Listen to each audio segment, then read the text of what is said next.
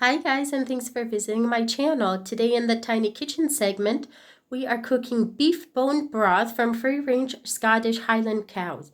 A neighbor raises this type of beef, and that is what I am using today. So let's get started. Step 1, making bone broth soup. Cold water, bones, and some meat, beef preferably.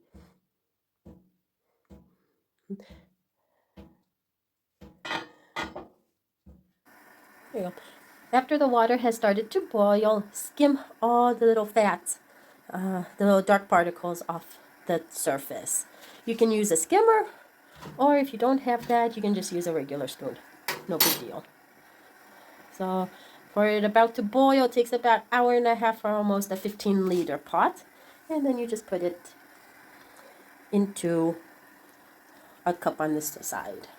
And so these are just all the little nasties that just float up from the meat and whatever else.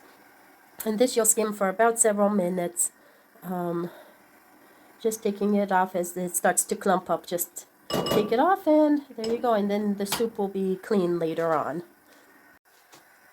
So as you are waiting and skimming off, all this white foam gets skimmed off and just removed, and you just put it into a little bowl off to the side. So any impurities that are from the bone or the meat,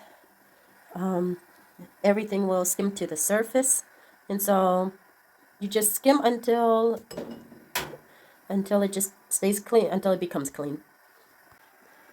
Okay, so I have pretty much skimmed off all the large chunks of fat and impurities that were in the soup. If you don't get it off, don't worry, because you are not going to be able to get everything out.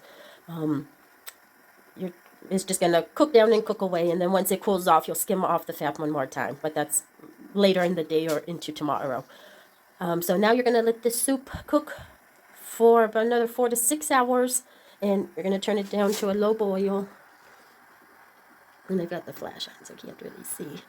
But yeah, 4 to 6 hours, and we'll go from there. Okay, so the vegetables are cooking, and we've already taken the meat out, so now just the bone is left in here. Whenever meat is left on the bone, it's falling off nicely. So we'll give this about an hour left to cook, and then after that, we'll be draining the vegetables and the other seasonings, and then we'll be left with pure soup. Okay, so the soup has finally been cooked. It has cooled off enough just so I can handle it, and now I'm going to strain everything. So hopefully I don't splatter all over myself.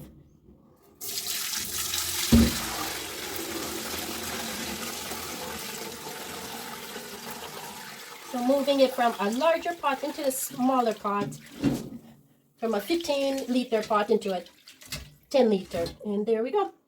We've got everything emptied out,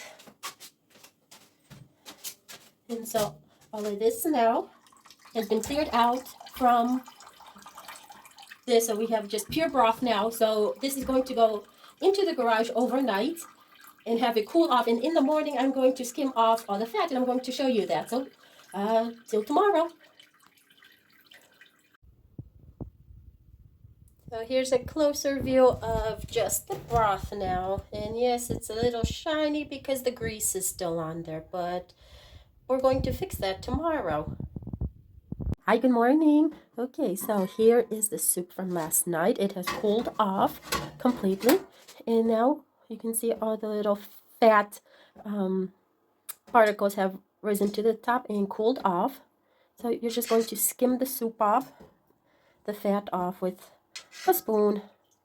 If you have the skimmer, like from yesterday, you can go ahead and do that too. But yeah, just keep skimming that off till you get as much off as possible. Don't worry if you don't get everything off, because it's not going to happen. And you can see how it's already sticking to the spoon. So there's that, and just in a few minutes I'm going to go ahead and can these up. Not can them up, but put them into storage containers and get them ready for the freezer. 1 liter measuring cup to fill up the container. Okay, all the containers are now labeled with what is in the container and the date. I don't put the full date on there. I just put the month and the year because I only make soup once a month. So if you make it more than once a month, you may want to put the date on there. But this 15 liters, 12 to 15 liters usually lasts a good month. So there you go.